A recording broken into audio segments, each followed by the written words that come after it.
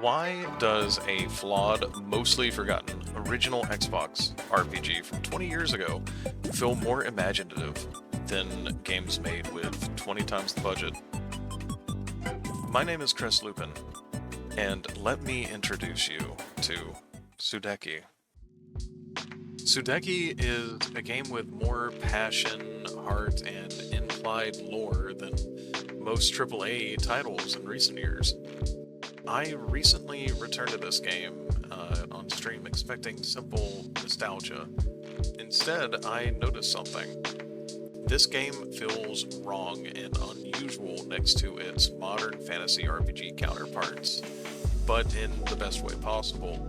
It suffers from the inverse of what most open world experiences suffer from, but it's better for it, not in spite of it. Most games now are large, expansive, but empty. Sudeki, on the other hand, is narrow, mildly linear, and cluttered with color, but it feels larger. It feels like there is something beyond the map.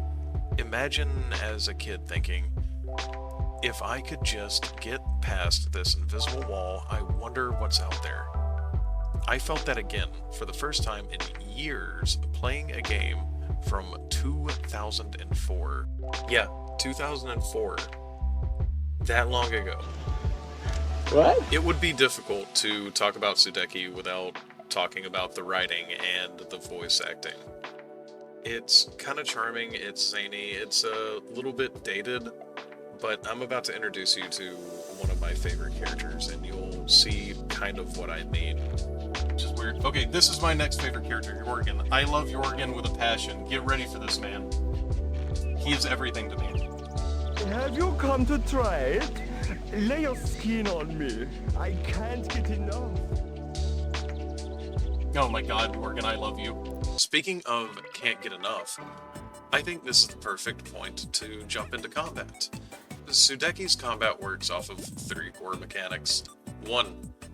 A 3-hit combo system for your melee fighters, so Tao and Buki. 2. A strange but interesting take on first-person shooting for the ranged characters, Ailish and Elko. And 3. A menu-based casting screen complete with iframes while casting. All of this combined with the need to constantly swap between your available party members to make use of their different skills, positioning, and zoning makes the combat surprisingly addictive. The enemy AI is a bit basic, and most of the fighting isn't particularly difficult. Okay, stop. Except for the massive difficulty spike you hit as soon as you enter the Shadow Realm. Thank you, Shadow Realm. I appreciate it. Thank you for making sure I was prepared beforehand. I really do appreciate you. Thank you, Shadow Realm. Thank you very much. Okay, sorry. Now we can talk about the bosses. Most bosses in Sudeki are one-on-one fights between the boss and a predetermined character. Every duel-style boss fight gives one of the characters their own moment in the spotlight. It feels like a DM deliberately giving one of their shyer players a chance to shine, and I love that. First, there's the Siege Ogre, which is a Tau versus fight, and it's like a nice introduction into how bosses work. Then Buki gets to solo Queen Gara, Elko opens Linux and shuts down Kryn, and Ailish tells Nasara the Siren to sit down. These fights all feel great, but I do wish everyone received the same amount of attention as Tao does. This man gets not 1, not 2, but 3 one-on-one fights, even though one of them is incredibly slow and feels more like a test on your patience. Though the real outlier, and what feels like a glimpse of something Sudeki wanted to explore more of, is Farex lore.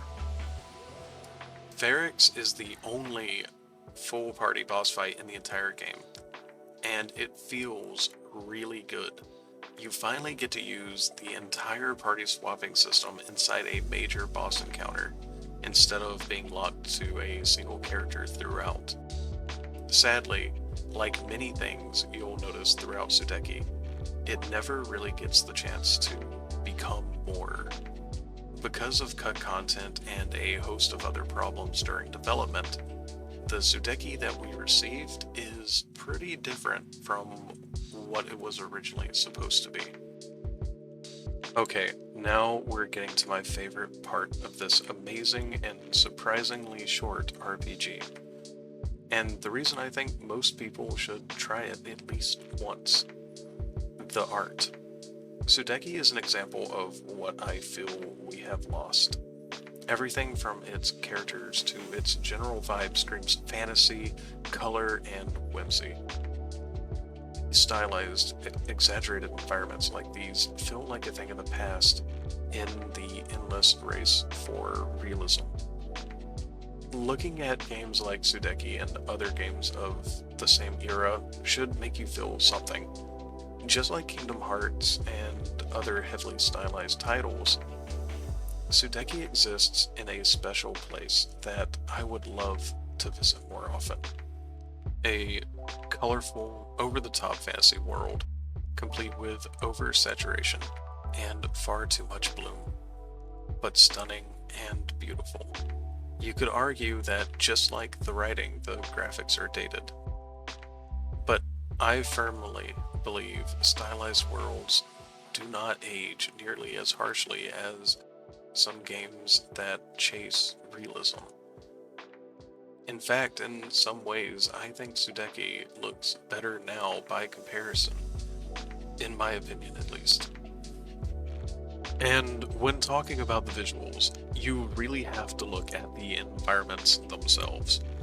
New Brightwater, Illumina, Transcentia, Shadani Mo, Crystal Reef, so many of the areas in this game are vibrant, full of personality, or simply drop-dead gorgeous. For the time period Sudeki came out, it still holds up by today's standards in many, many, many ways.